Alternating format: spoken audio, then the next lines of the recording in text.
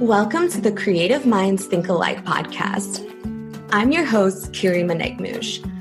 This podcast was created as a place to shine a light on the community that supports us and connects us as creative entrepreneurs.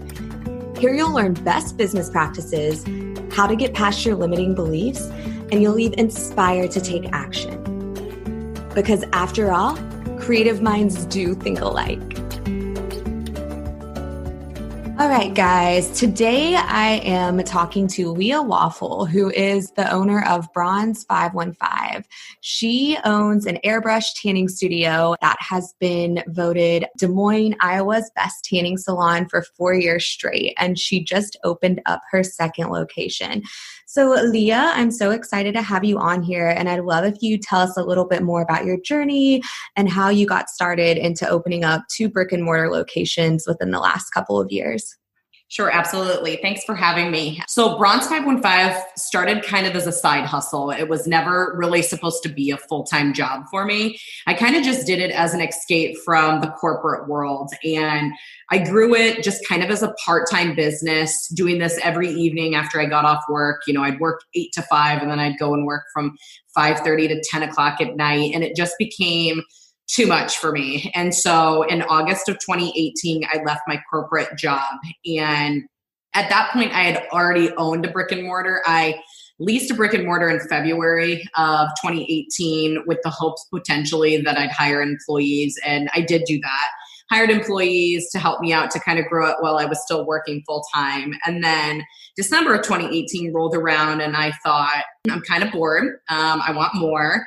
And thus I opened up a location in Ames, Iowa, which if you're not familiar with Ames, Iowa, it is where Iowa State University is, which is a Big 12, I believe. So there's about 35,000 students that live in Ames during the school year. And then when there's no students there, it's typically around 45 to 50,000 students. So pretty much Bronze 515 started, one, because I was just lacking something in my everyday life. I wanted more. I was an executive assistant and I had this master's degree, but I wasn't using it in the job that I was doing every day. And then the other reason was a lot of people ask me why spray tanning. And I knew that in the next 10 years or so, or even 5 years, that the tanning bed industry, the UV industry was going to see a significant decrease with more and more people, one, getting skin cancer, more and more people being so cautious of taking care of their skin. Beauty's in, beauty products are in, Botox is in, making sure you're not aging yourself is very in. And spray tanning is kind of the one way when you live in an area where it's cold and gloomy 7-8 months out of the year that this is your only option. And so I capitalized on the opportunity. And what I tell people about my business is that this Bronze 515 was not founded on a passion. Like I was not a spray tanner. I didn't do it all day, every day. I didn't live for it, but I knew other people did. And so thus it was found on just kind of a need in the area for it. And so I just jumped on the opportunity. And then as I dived in more into my business, it soon became something that I really liked, I really enjoyed. And not only do I enjoy that part of the side of the business, but I really enjoy meeting new people and kind of building this business I started from the ground up. You know, it's not a franchise. I was not given any tools. I kind of took it from day one and have built it over the last almost 4 years now to kind of what it is today. So yeah, that's kind of a little bit for you. No, I love that. And I love that you said that. You don't necessarily have to create something because it's just a passion, but you can be passionate about business and finding that kind of missing piece. And I love that you did that. And so what were some of your biggest, I guess, fears when you were opening up a brick and mortar and the biggest struggles, and how did you kind of work through those? So my biggest struggle to this day and will always be is like financials. I understand marketing and I get people and I get what people want, my customers want. But when it comes to like the numbers and understanding how my business works from a financial standpoint, like I get really confused by it. And so I have to bring people in to kind of help me. And that was a struggle in the beginning because I have all this student loan debt. I have all these credit card bills. I have all these other things that I have to take care of. But then I also rent a house, but now I'm going to go rent a brick and mortar. And it was like, can I financially handle this? And so I had to sit down and really just crunch numbers and say, okay, even on a really bad month, let's say I have half of the clients I could bring in. Could I still pay rent? Could I still pay utilities? And so that was kind of a struggle, was the financial part of the business, I think. There are a lot of great resources in the state of Iowa for small businesses, especially businesses owned by women or minorities. And so I was given a really good loan, super small loan that I took out to kind of just help me start up the storefront and to get that kind of off the ground. And then once summer rolled around, I hired Erin, who is one of my, she's still with me. She's been with me 2 years, and she is a teacher. So it was really good because she has the whole summers off. So I utilized her to work 2 to 3 days a week during the day to see if my clients wanted to come during the afternoons, because they're so used to me just being open evening hours. And what I saw was that, yes, people did want to come between the hours of 10 a.m. and 5 p.m. And Erin was getting ready to go back to school. And that was kind of the turning point for me to be like, okay, I need to resign from my corporate job, because all these clients now are used to coming during the day. And I didn't really want to have to hire anyone else. I kind of just was like, I'm going to just do this on my own. And that gave me the motivation to leave my job, which I think was really important. And a lot of people do ask me, like, you know, how did you see significant growth? And I said, I did not see my business grow until I hired people to help me and until I invested more into my business.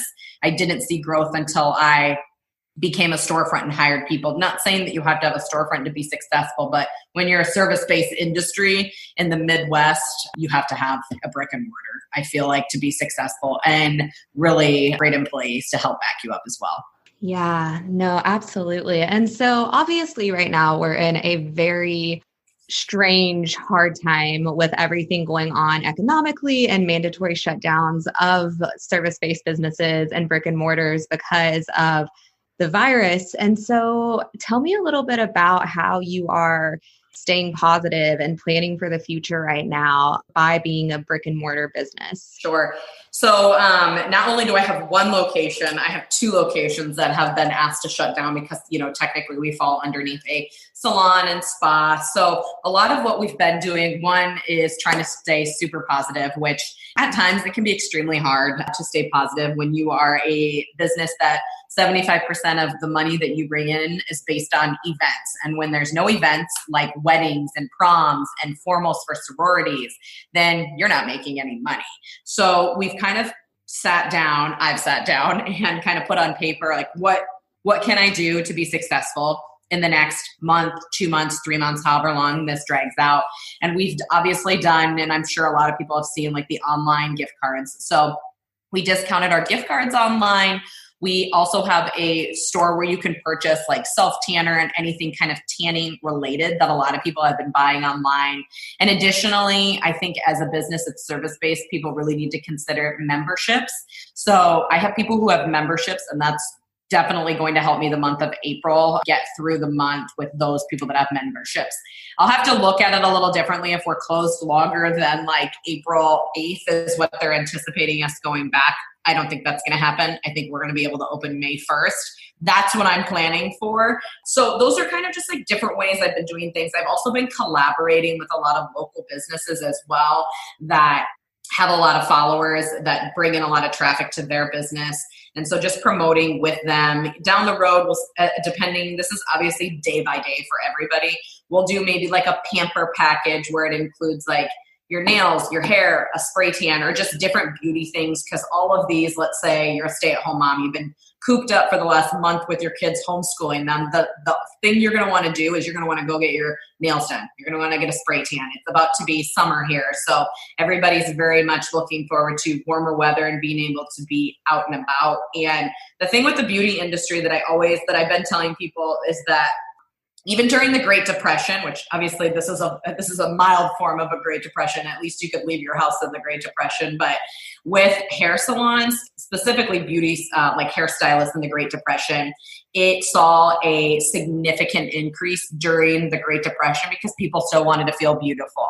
And I think that that's really important to remember, is that people still want to feel really good about themselves. And those types of businesses, those service-based businesses that are heavily involved in gyms or, hairstylists, eyelash extension people, or myself, spray tan artists, that we're going to get through this. People are going to be ready to walk through our doors any minute here to just spend their money and get us up on our feet. And we've done a really good job here, especially in the Des Moines metro area, where my first location is based out of really promoting local businesses. So I always tell people, anyone who's listening to this podcast, is that like your local economy is what keeps your community going. We're the ones that are sponsoring your kids' gymnastics teams and your baseball teams.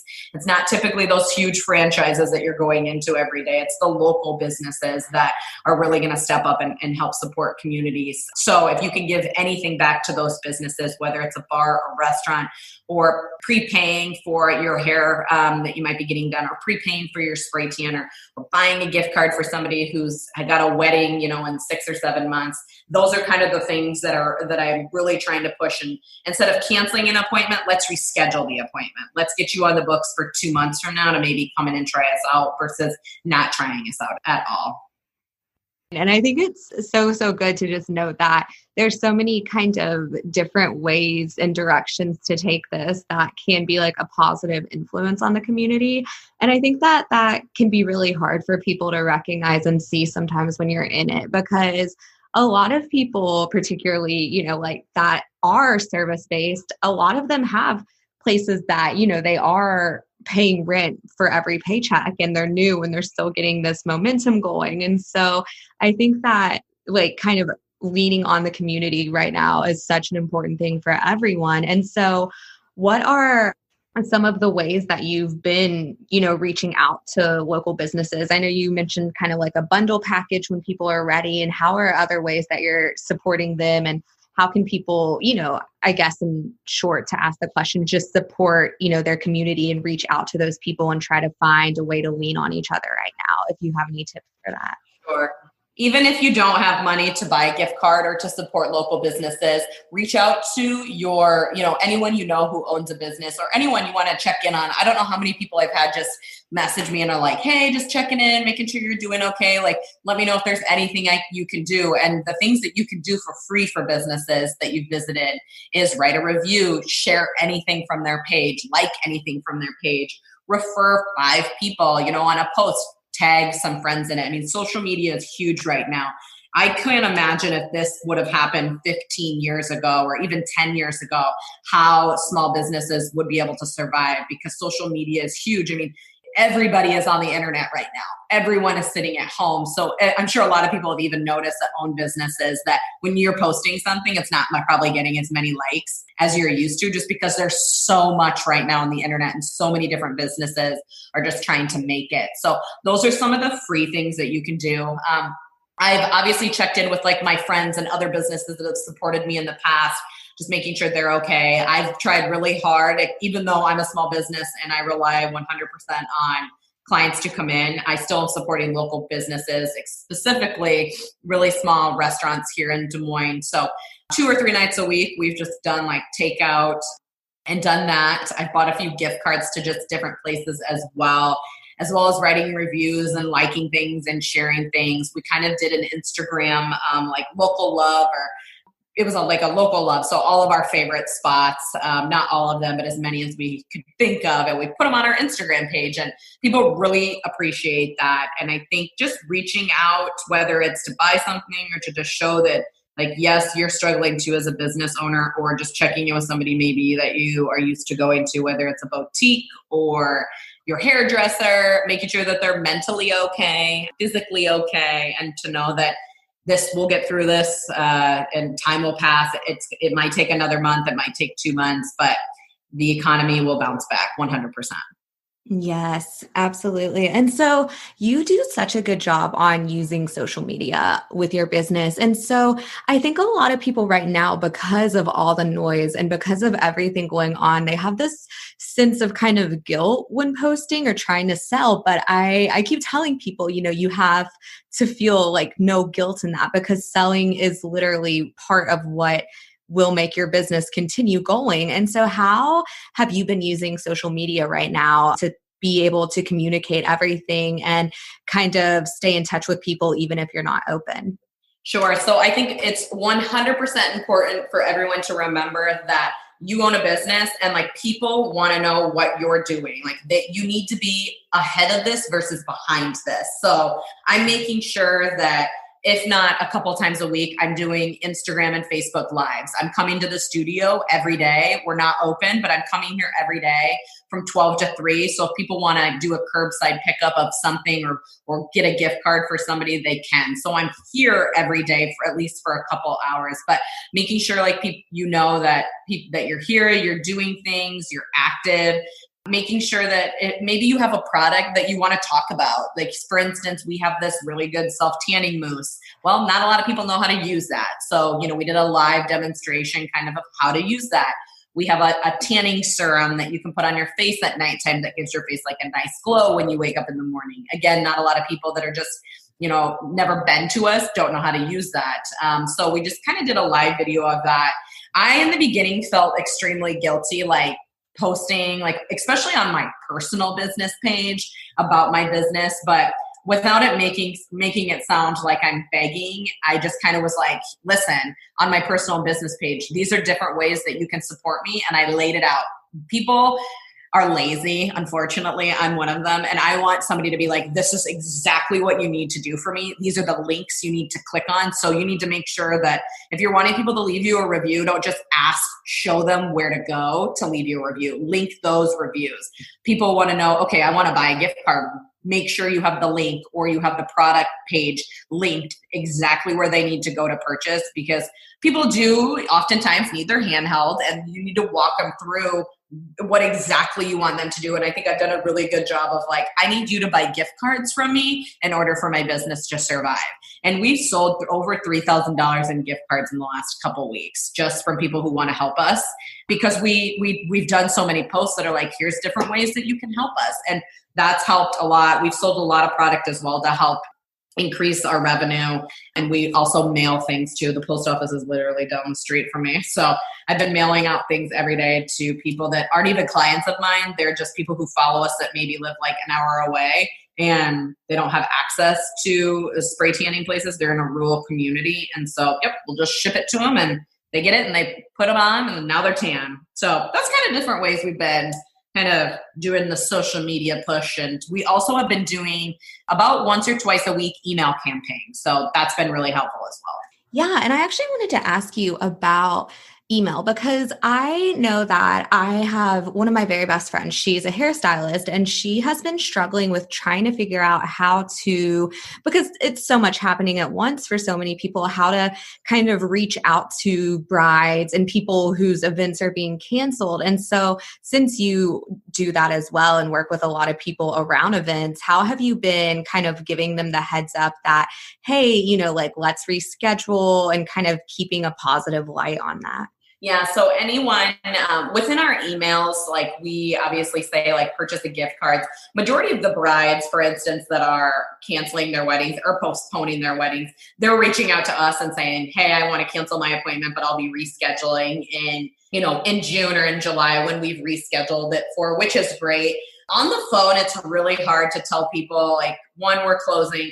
2, we're going to cancel your appointment. 3, go buy a gift card online. And then 4, make sure you reschedule.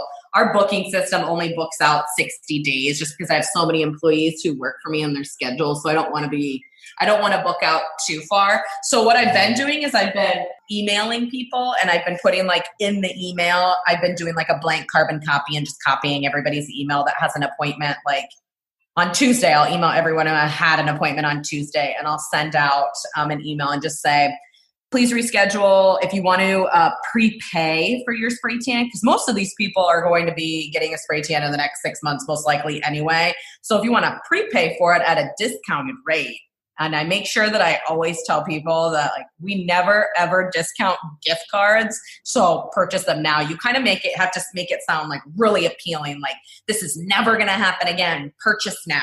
Because I rarely do deals and discounts between the months of like March and October, because those are just huge months. You've got your weddings, you've got proms, you've got graduations. Obviously, those are all kind of up in the air right now, but those are huge months where I never do deals. So when you do deals and you make it look like this is a one-time opportunity to purchase discounted gift cards, people jump all over that.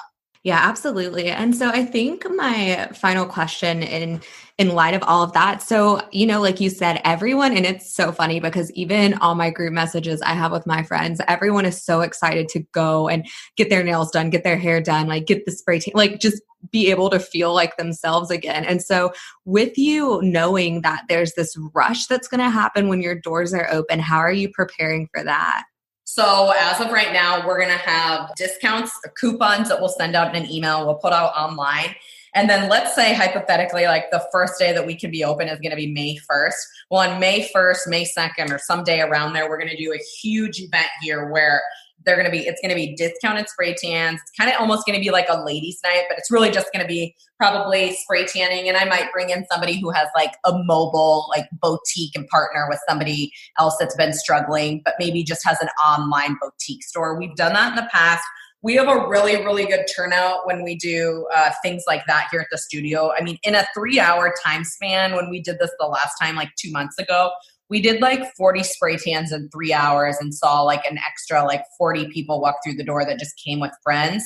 And I think it's even going to be bigger because people are going to say, oh my God, like I need to get out of my house. Like I need to go get a spray tan and do all these other things. So I think like coupons, making sure people know like, hey, there might be a deal. Some businesses might not benefit from that. I think specifically hairdressers, like a lot of hairdressers know they have they're booked out for a year. Like, or if not 9 months, like they know that they have all their clients are going to come back to them. They're not going to go anywhere else. Whereas my type of business is very much event based. And so I don't know what May looks like for us because not a lot of people have made May appointments. Whereas when I'm getting my hair done, I make sure I book the next like 3 times I need my hair done. So that's the good thing about being a hairstylist or somebody that where, everybody gets their hair done, whether it's once a week or once a month or every 6 months, you're either getting it cut, colored or something at least a couple times a year. But for myself, I get my hair done pretty often. I mean, probably 5 or 6 times a year. So my hairdresser friend, Morgan, she is super great. And she's been doing a lot of similar things that I've been doing. And that's the one thing about being a hairdresser is that it sucks right now, but at least in like the month of May that your books are probably pretty full.